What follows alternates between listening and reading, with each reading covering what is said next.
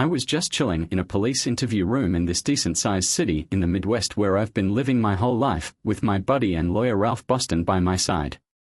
Ralph leaned over and whispered to me for the second time in the last 5 minutes, "Lucas, I'm telling you again, don't say anything. Just use your right to have a lawyer present.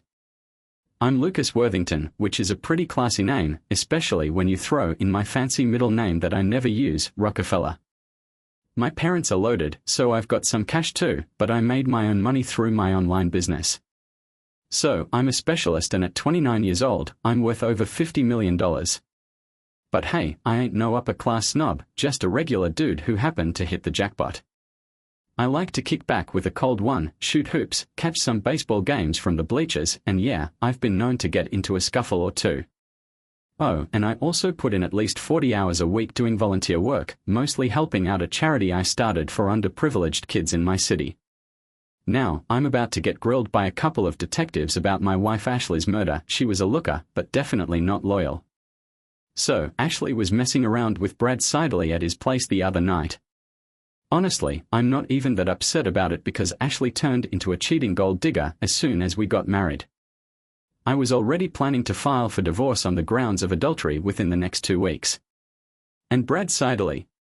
He's just a total jerk that I had to beat up twice. Not because of Ashley, but because he's a loudmouth who can't keep his mouth shut at the wrong times.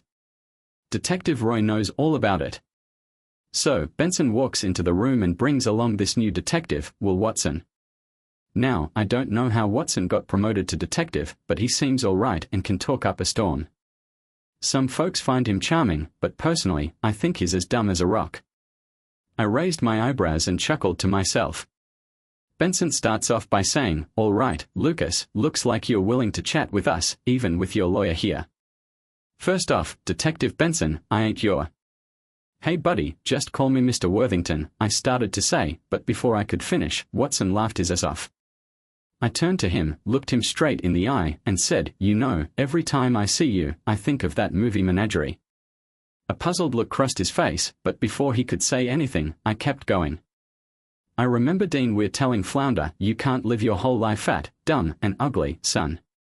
Well, the quote's not exactly right, but close enough. You remind me so much of Flounder, and for the sake of... Shut your dumb, ugly mouth during this questioning or I'll have to do to you what I did back in high school. Remember when I took care of business in the locker room after football practice? Watson called me names and pushed me, so I threw him down, gave him a hug, and stuck his head in the toilet. I got suspended from the game, but it was totally worth it." Mr. Worthington Benson got pissed off and told his dog to shut the hell up. I wanted to answer some questions, but I wasn't going to put up with his attitude. I growled at him and he looked like he wanted to fight me, but he was too scared. You might be wondering why I would be dumb enough to piss off a cop who could make my life hard, but you'll understand soon. Benson muttered something to Watson, who leaned back and stared at me. "Hey, I was rudely interrupted earlier. I was gonna mention that this interview is happening because your department agreed to film the whole thing. And just so you know, if you lie to me even once, it's game over. Plus, make sure your questions are quick because I'll be out of here in 2 hours." Benson seemed pretty pissed off when he said we didn't agree to a time limit. Clearly, you didn't chat with Chief Jackson or you just didn't listen to him, cause I already laid out these terms with him. "All right, so are we good to go or can I bounce, Benson?" We locked eyes for about 30 seconds before he finally said, "All right, let's get this show on the road." I casually took off my watch and started the timer. Benson only spoke to Watson in a hushed tone, knowing I wouldn't give him any answers. He started interrogating me, and I answered all their questions truthfully. But it was obvious they didn't believe me, because they knew they couldn't prove I was the one who offed my... Hey man, so after Watson said something to Benson, he straight up called out his cheating wife or her lover by asking about their DNA on Sidley's clothes. I stopped the timer on my watch, put it on my wrist, and told them that was their one and only lie before saying goodbye and walking out. Ralph and I left Benson and Watson behind, and they shouted something after us, but I didn't even bother listening. We just laughed and walked to Ralph's office a few blocks away from the police headquarters. So, we were walking into the conference room, and Ralph just starts cracking up. He goes, "I don't know if you're the bravest or the dumbest client I've ever had. I just smirked and said, "Can't I be both?" Then he asked me why I was so confident dealing with those cops, and I told him I had two reasons. First, I didn't do it. And second, I've got a solid alibi backed up by a video that proves I was nowhere near the murder scene between noon and 3 o'clock on the 5th of this month, according to the medical examiner. So, where's the proof now? Hey, check out this video I got from a basketball clinic I went to in a city 90 miles away. The whole thing is recorded, starting at 11 a.m., with a lunch break at 12:30 and wrapping up before 4 p.m. Some dude who films for the cops did it, but I paid him to film it for me because I want to use it for presentations at boys and girls clubs for my charity. I've got like 12 copies stashed away at home. Wanna borrow one? Hey Ralph, grab me a copy of that. I'll smile once you take me out to lunch. Working with Watson and Benson has me starving. 2 days later, at 6:30 in the morning, Watson and a bunch of other cops showed up with a search warrant. They probably wanted to wake me up and mess with me, but I had already been working out for half an hour. Watson had a huge grin on his face when he served me the warrant. "Have fun, idiot," I grumbled as I grabbed my bike to finish my workout outside. "Don't take anything valuable." Watson responded, annoyed. The two reasons I didn't mind them searching my house were because I had nothing to hide and because I had hidden high-tech cameras in every room. That's how I caught Ashley cheating in the first place, although I never told her about the evidence. When I got back from my bike ride an hour later, the cops were already leaving. Watson saw me and handed me a bag of evidence with a big grin on his face. Turns out, there was a gun in there, but I didn't have it. Man, I knew that weapon was set up, but I wasn't stressing because the cameras caught it all. After spending an hour checking the footage, I called Ralph right away to fill him in. Turns out, they were planning to arrest me in 2 days. Thankfully, Ralph's buddy at the police station tipped him off, so we showed up just in time before the cops could make a move. They were planning to bust me at my charity event, in front of everyone, but we had already arranged for 2 local news stations to be there. It was a close call, but we managed to avoid a major disaster. Man, those guys were so mad that I took all the credit, but I just grinned. Ralph had already gone to the local court to ask for a bail hearing the next day. I only had to spend 1 night in jail. Those jerks threw me in a cell with this total loser named Melvin Brixer. I'm pretty sure they told him to rough me up, but it didn't work for 2 reasons. First, I caught Melvin off guard by telling him right when I walked in that I knew the cops had promised him something if he beat me up.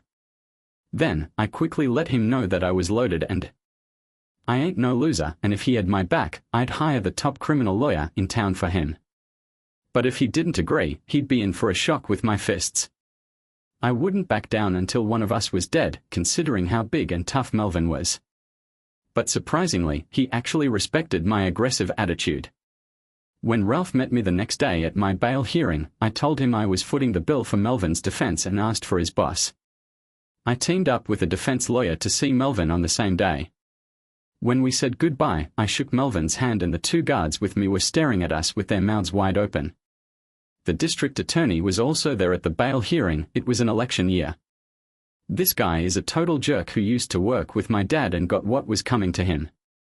He treated the case like a big deal to help his re-election campaign, and he said some really rude things about me that pissed me off. Thankfully, Ralph is way more chill head than I do, so he tempered the DA's arguments with logic instead of calling him that he was. Ralph also pointed out the disruption to my charity work that would occur if I was sent to prison and that I was clearly not a flight risk. I was released on $2 million cash bail and forced to hand over my passport but without a wrist monitor. When I returned to Ralph's office, we had worked out our strategy in just over 2 hours. When we finished, we grinned. He immediately had his technical expert review the DVD of my alibi that I He was smarter than me, so he used logic to tone down the DA's arguments instead of just straight up calling him an idiot. Ralph also mentioned how it would mess up my charity work if I went to jail and that I wasn't gonna run away. I got out on a $2 million bail, had to give up my passport, but at least I didn't have to wear an ankle monitor. When I got back to Ralph's office, we quickly came up with a plan in about 2 hours. After we finished, we both smiled. He had his tech guy check out the DVD of my alibi right away. So, basically, we showed him footage from my home cameras that could help his case during the police search. Then Ralph started reaching out to the alibi witnesses, telling them to not be so chummy with the cops. But the first move Ralph made was to let the court know that we wanted a speedy trial within 90 days of my arrest, which totally caught the prosecutor and court off guard. Most defendants don't push for that kind of timeline, especially if they are out on bail. I wanted to make the process as long as possible, unlike most other people accused of crimes.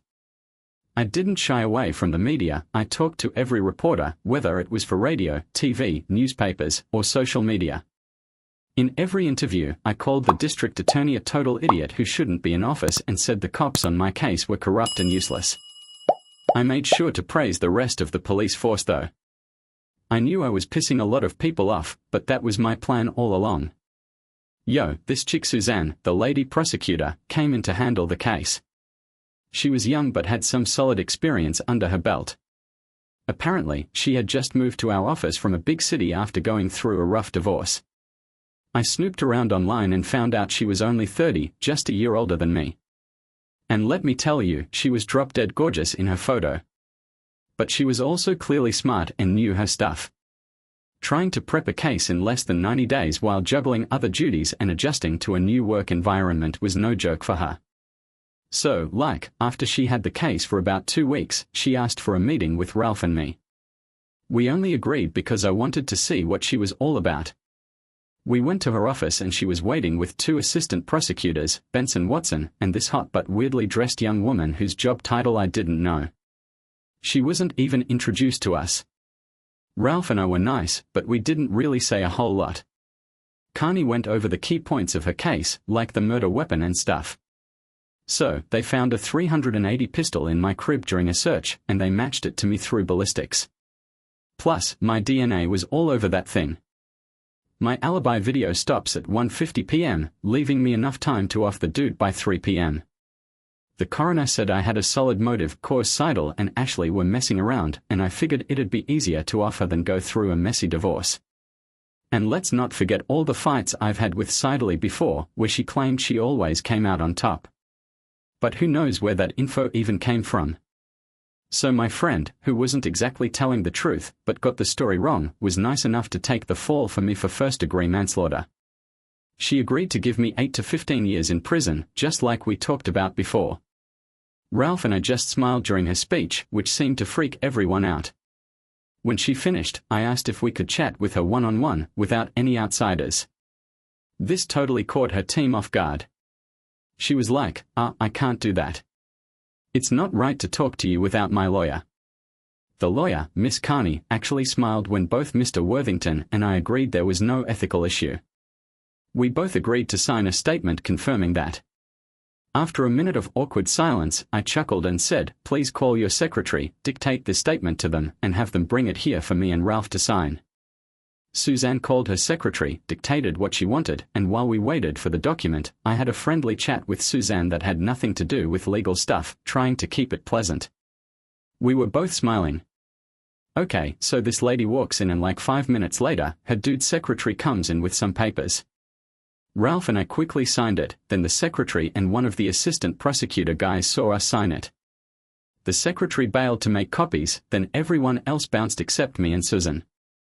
As soon as the door shut, I was like, Suzanne, listen up. Detective Watson is shady as hell and your boss, the DA, is a total joke. If you keep working on this case, the cops in your office are gonna be in deep shit, like super embarrassed. It'll be hard to come back from that. People around you ain't looking out for you. Got something to spill? She just pouted. Nah, I'll spill the beans in court if you keep this up. Just a heads up, things ain't what they seem. Check out the gun and my alibi closely. I don't want you to get caught up in this mess if you don't dig deeper. Maybe you should hit up the DA to switch up the case. Why are you so interested? She whined again. Well, I have a thing for you and I'm on the market since my ex-wife who was cheating on me kicked the bucket. I'd like to get to know you better, I replied with a grin. Suzanne was totally shocked. She just stared at me with her mouth hanging open for a good 2 minutes. Finally, she found her voice and asked, are you for real or is this some kind of joke? I'll prove how serious I am. I know your fave artist is Bon Jovi. I'm gonna buy us iPhone and 2 front row tickets to his show in New York from my friend for his next concert in 123 days. I want you to come with me. I grinned and pulled out my iPhone.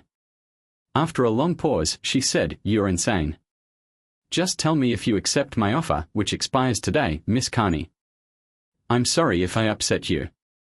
Maybe once you find me not guilty, you'll change your mind and I'll be nice to you. But to answer your question, I say no to your offer and any future deals." I scored big because I played dumb when she was still in shock. I grabbed her hand, kissed it, and bounced out of the room. As we were leaving the building, I flipped off Watson. Ralph chuckled and asked how everything went. She turned down my offer to go to a Bon Jovi concert in New York, but she was into me.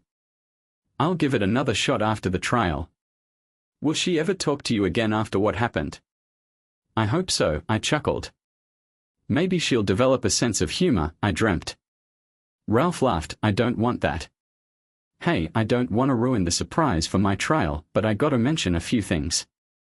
So, the DVD we gave to the prosecution with my alibi seems to stop at 1:50, but if you keep watching for another 30 minutes, it picks back up at 1:50 and shows me until it cuts off at 4 p.m.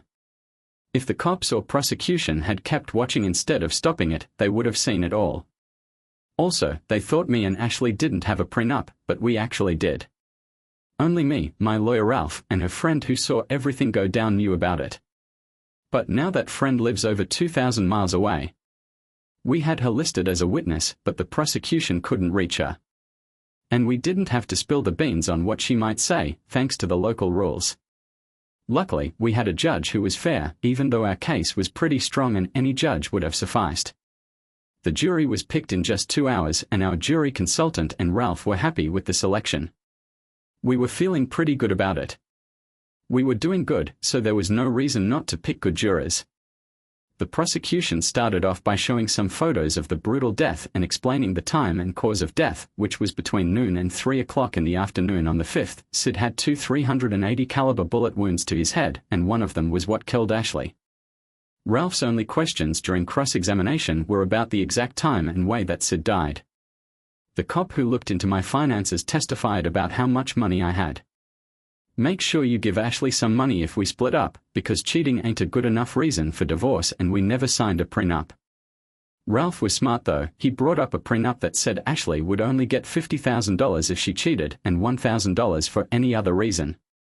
He even made the witness look stupid by asking if she tried to talk to my lawyer about a prenup before.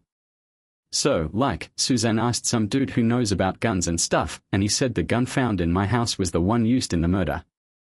And then there was some DNA expert who said my DNA was on the gun. But Ralph grilled them both and made it clear that the gun guy didn't actually see how the gun was found, and the DNA expert said there was no DNA on the bullets. Yo, they found DNA on the gun in places that could have been transferred there. Suzanne was feeling pretty sure of herself until she realized her case was going downhill.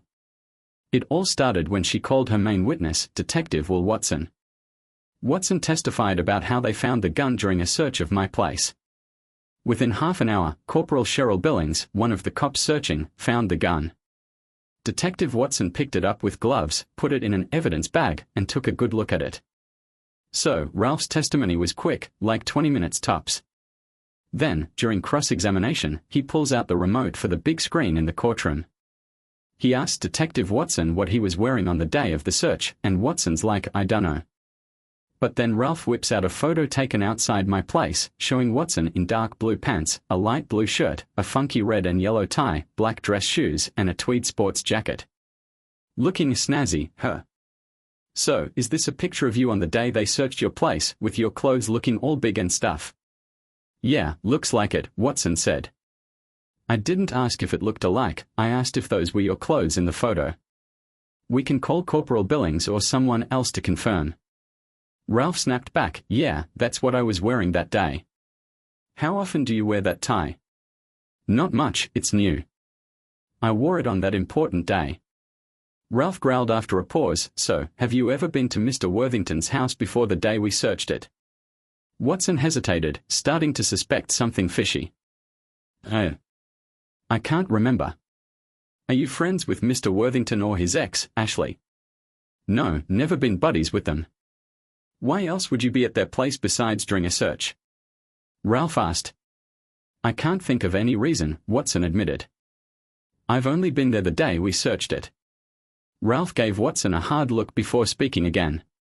He shifted in his seat and said, "Nope, check out this video of someone swiping a green toothbrush from Mr. Worthington's bathroom." Ralph quickly played the footage, saying, "Is that you with your yellow and red tie, Detective Watson?" I've never seen this video before," he muttered awkwardly. "Probably not," Ralph chuckled. "Just answer the question." After another pause, he finally replied, "Yeah, it's me. And yeah, I may have taken some of the red and white clothes from Mr. Worthington's laundry basket." "Hey, did you finally do the laundry or what? Did you grab the gun from under your fancy jacket in Mr. Worthington's closet, clean it with a toothbrush, rub it on your shirt, and then stash it in the top drawer near the window?" Watson was speechless watching the video play over and over. "I plead the fifth," he said nervously. "Did you hook up with Mr. Worthington's wife Ashley?" "Shocking stuff." Watson mumbled so low that the court reporter told him to speak up. "I plead the fifth," he said. "Here's a video taken 2 weeks before the murder of you and Ashley, getting it on in one of Mr. Worthington's guest bedrooms." After showing the sex tape for 15 seconds, the judge said, "You can turn it off, Mr. Boston. We get the point. Answer the question, Detective Watson." He muttered, "I plead the fifth." "No more questions," Ralph declared. The whole courtroom stared at Suzanne as she stood up slowly. "Your Honor, can we?" "Hey, take a break, you definitely need it, Miss Carney." "We'll meet in 2 hours," the judge said, then banged her gavel. All the jurors either smiled or shook their heads. Detective Benson was in the courtroom. I went up to him and asked, "Are you gonna arrest Watson now?" He had a blank look on his face, but he replied, "I don't have a warrant, but there are enough reasons to charge him, maybe not for murder, but at least for tampering with evidence." I said, "Murder?" He gasped, "Who the hell do you think killed Ashley and Sidley then?" "That dude who planted the murder weapon, Benson, had the guts to arrest him." I growled in surprise as Benson nodded to the bait, and they both slapped the cuffs on Watson while we were chowing down on lunch. Suzanne rang up Ralph and wanted to chat. We thought she was gonna bail on the case, but to our shock, she said, "I talked to the DA and is cool with a guilty plea for second-degree manslaughter, just 2 years in the slammer." Outraged, I yelled, "Are you telling me that the Watson who offed my wife's only gonna get 2 years?" Suzanne, who looked embarrassed, said, "No, I'm telling you this plea deal because we think you probably had some kind of relationship with Watson." I was so shocked, I went off on her in a furious rant that made her look scared.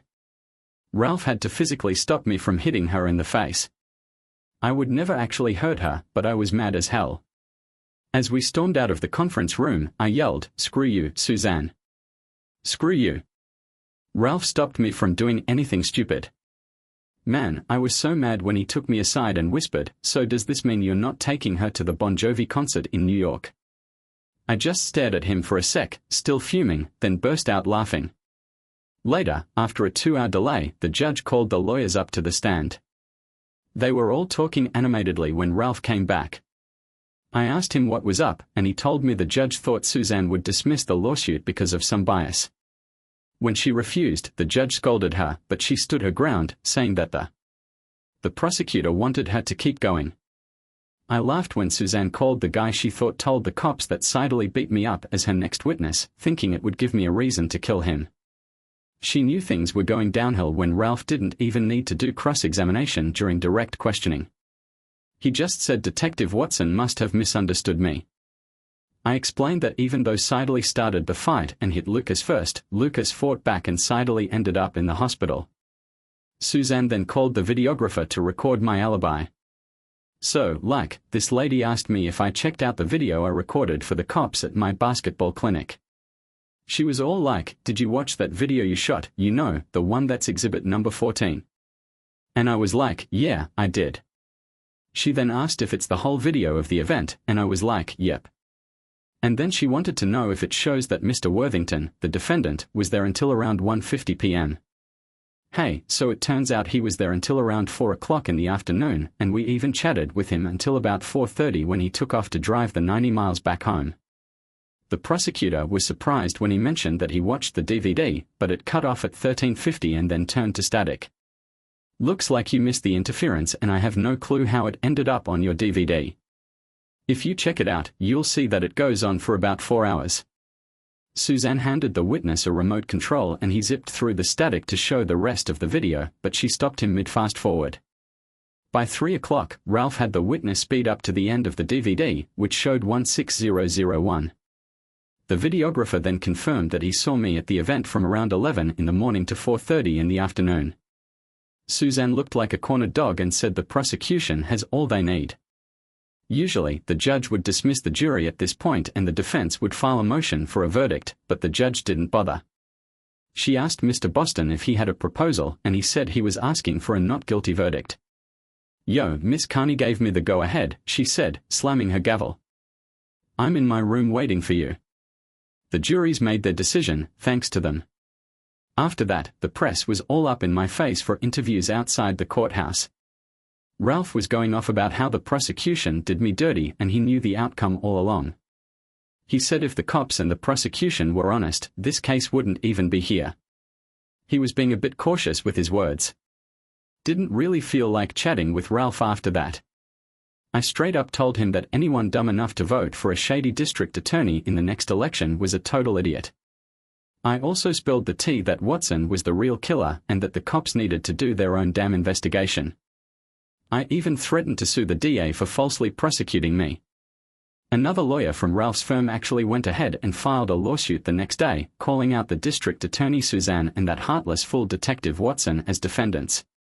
The whole thing blew up in the local media. The DA and chief of police went into hiding just 3 days after the charges were dropped. I was wrapping up at my charity, just finished running an after-school program for underprivileged kids, when this young woman came up to me. I kinda knew who she was, but couldn't place her.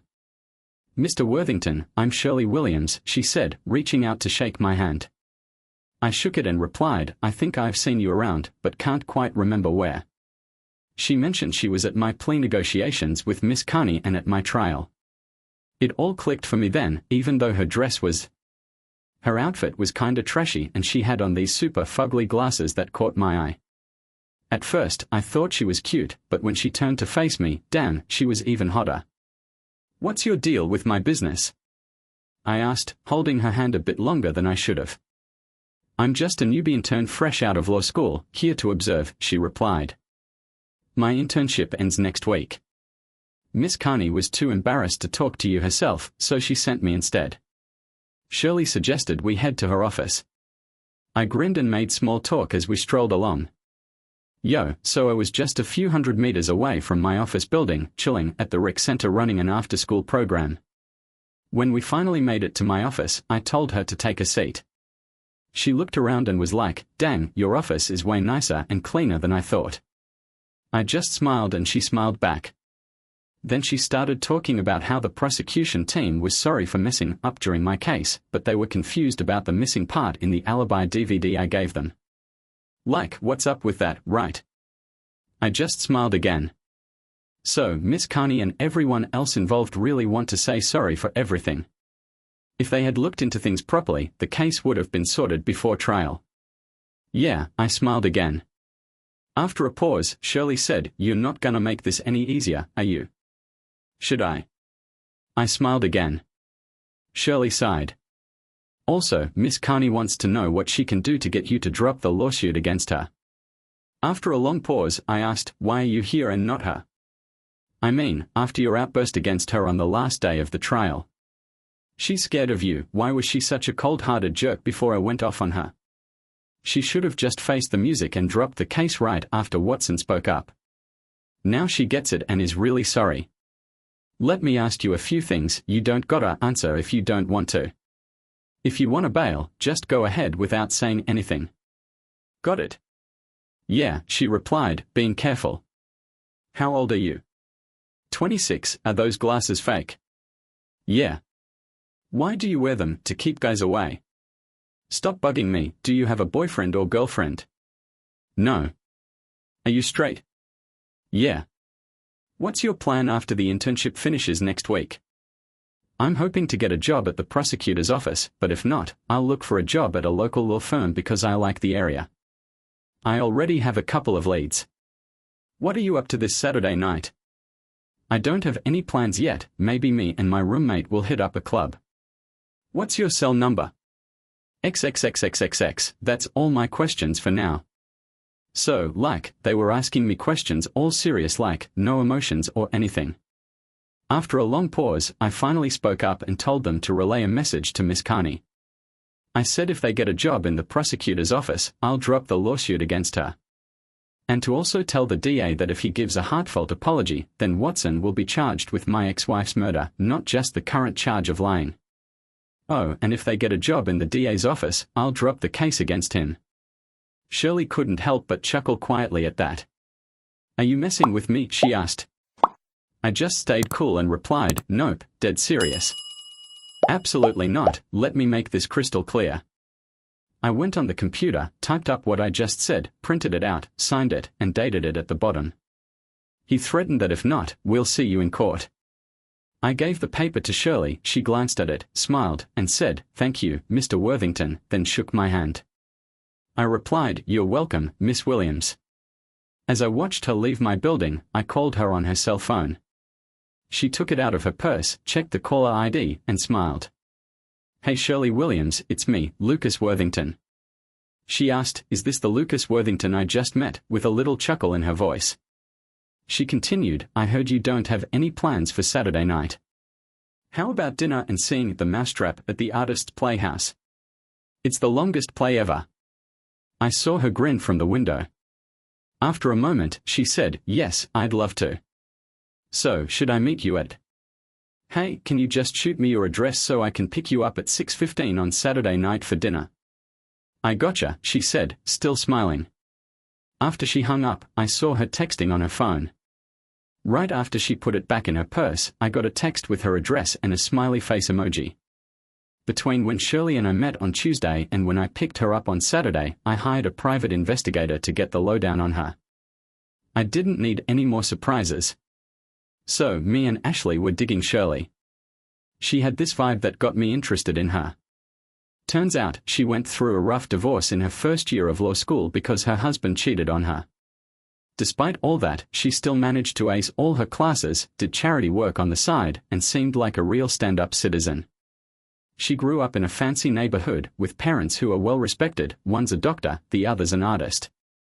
Oh, and she has 2 older brothers too, one's a business owner and the other's a doctor.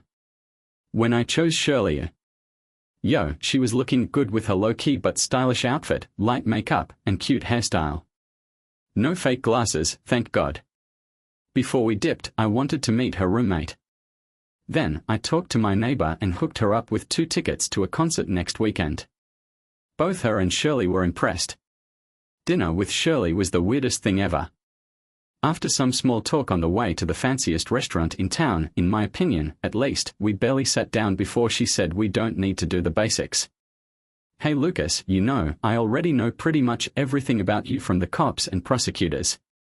And I'm sure you've had people snoop around about me too. So, let's just skip all that and get to the good stuff. What makes us, us? What makes us happy? What are our goals in life? Important stuff like where we went to school, how many siblings we have, all that jazz. I gotta say, I wasn't too shocked, but hey, it is what it is. The research I did on Shirley, plus all the chatting we did during our 101-minute dinner, really made me feel like I knew her better than anyone else in my life. We had to skip dessert to make it to the show on time, but since we both admitted we weren't big fans of dessert, it wasn't a big deal. The Mousetrap is a funny murder mystery by Agatha Christie with a surprising ending. Neither of us had seen it before, but we both really enjoyed it and agreed that the 2+ hours we spent watching it was totally worth it. After the show ended, it was around 11 p.m. and Shirley started getting more cozy with the touchy-feely stuff, and I started really digging her body and personality. When we got to my car, I asked her if she wanted to hit up a club or do something else since it wasn't too late for us young'uns. She stared into my eyes like a cobra or mongoose sizing up its prey, taking her sweet time before finally answering. Her response was the most unexpected part of an awesome night out. Hey, she asked if I've ever hooked up on the first date. It took me a sec to process, but I didn't make her repeat it. I just said no. I was like, why you asking? We've been seeing each other every weekend for months, so we know each other pretty damn well.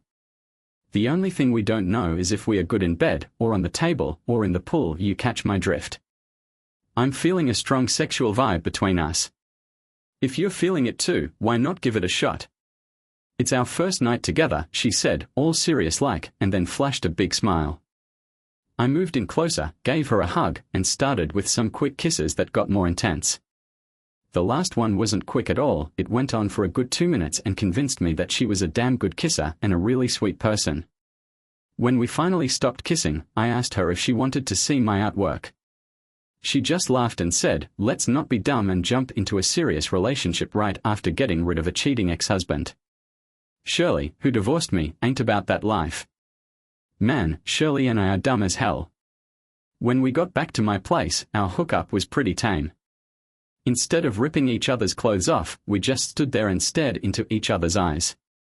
I started to realize that I was really into Shirley's personality and her body.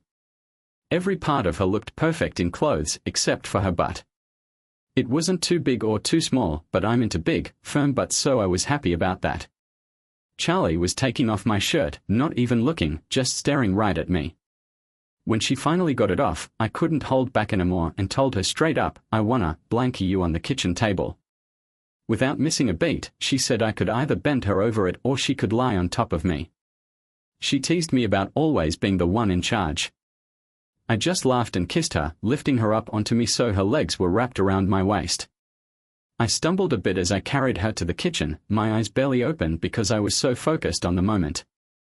Thankfully, there were just some papers and a couple of metal things on the table, nothing fragile. I casually swept them off with one hand, then he sat her butt down on the table and we stopped kissing to lock eyes again.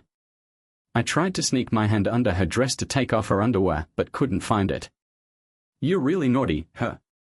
I grinned and she giggled. "Hell yeah." I lifted her dress and dove right into her lady bits with more passion than I've ever felt. She leaned back on the table and started moaning in pleasure. Man, she reached her peak so fast it was like she went from 0 to 60 in 2 seconds. After she finished, she whispered, "I thought you wanted to please me." I was still a bit hungry, so I grabbed a snack first. I called her a jerk under my breath. But then she sat up and undid my belt. We kissed again, and let me tell you, sex with her was out of this world. I was going at a pace like Bruno Mars, Locked Out of Heaven, 146 beats per minute, while she made all sorts of noises.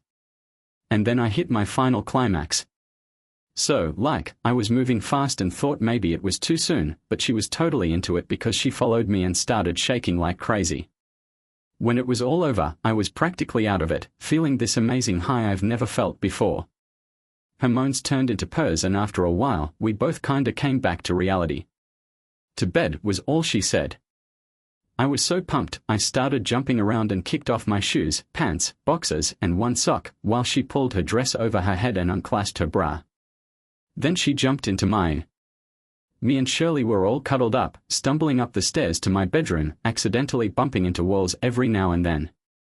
We didn't plan on spending the whole weekend together, but hey, things happen. Shirley was a total champ in bed, and we tried out all sorts of stuff. But outside of the bedroom, she was a real gem. Way more pleasant than any other woman I've met, always cheerful, affectionate, playful, and easy to chat with about anything from the boring stuff to deep, spiritual topics. And as we sat down for breakfast, "Yo, remember that time we were getting it on at the same table less than 48 hours ago?" Well, all of a sudden, I remembered our convo in my office while chowing down on a cheese omelette. I asked Shirley if she passed on my suggestions to Suzanne, and since we had a blast this weekend. After she gulped down a piece of English muffin, she said yes and that Suzanne was stoked and promised me a full-time gig next week. She took another bite of cake and went on to say that Suzanne warned me not to spill the beans to the. "Everyone, even him, knows you're the one who's gonna make him lose the election. And he might just delay my job offer if I tell him it was you who spilled the beans. Plus, she doesn't think he'll ever apologize and she wants your lawsuit against him to keep going." I nodded in agreement as I kept munching. What's really funny is that Suzanne asked if you were into her. Despite your beef with her on the last day of the trial, she's still holding out hope. So, after I made that comment, she gave me a creepy grin. I just smiled back and thought to myself, this ain't gonna happen. I found something better. I finished my breakfast and then parked in front of Shirley's house. She was more open with me than anyone else I've ever met. She said, "So, Lucas, we've only known each other for a few days, but we've already realized that we are more compatible in and out of bed than anyone else we've ever met. You know what you should do if you're really smart." And then she chuckled. And then he gave me a quick but meaningful kiss on the lips and asked me to move in with him this weekend. He mentioned the idea of getting engaged after we've lived together for a few months. After another kiss and a smile, she strutted out the door, showing off a nicely big, firm ass, and walked into the building without even glancing back. I pondered for about 30 seconds, then whipped out my cell phone and called the number that was now at the top of my contact list. When Shirley answered, he said, "Listen, Shirley, I just had a better idea. Hey, why don't you come stay with me next weekend?" "Lucas, this is so out of the blue, are you sure?" "Yeah, I've thought about it a lot. It feels like forever." "Okay," she laughed, "but you'll have to cover my rent because Judy can't do it herself." And then she hung up. Tricky girl. I chuckled to myself. I could go on and on about how dumb we were to rush into a relationship, but it's crazy how it all worked out and actually made our lives better. And she even accepted my charity work. Okay, so this lady was this badass prosecutor, right? She was all about justice and stuff. But let me tell you about this one crazy story that sums up everything you need to know about her. I was in the courtroom when Shirley Worthington, 8 months pregnant, totally killed it with her closing argument in Will Watson's murder trial. She convinced everyone that Watson was in love with Ashley, got super pissed when he found out she was cheating with Sidley, and decided to off Sidley to get revenge. He had her under his thumb and set me up. But luckily, he was clumsy when he shot Sidley, and one bullet went through him and hit Ashley, killing her. As the jury left the courtroom, I hugged and kissed Shirley, and I gently rubbed her belly, telling her how proud I was of her. When we got back from afternoon tea, only an hour had passed since the jury started deliberating. She got word that the jury reached a verdict after the sergeant major said guilty on all charges. I waited while Shirley accepted it. Everyone around here is congratulating you, even the other council members. When it was my turn to congratulate you, I whispered in your ear that tonight I'll give you a nice bubble bath, have your favorite food delivered from the fanciest Italian restaurant in town, give you a foot massage, and then we'll have sex. Shirley smiled, kissed me, and said it sounds like a good plan. At least now that you have me, you won't be able to get me pregnant. Subscribe to our channel so that your second child doesn't get neglected. Alright, buckle up and get ready for the next story because this one is nothing compared to what's coming next. And if you're under 18, forget about even trying to listen to it.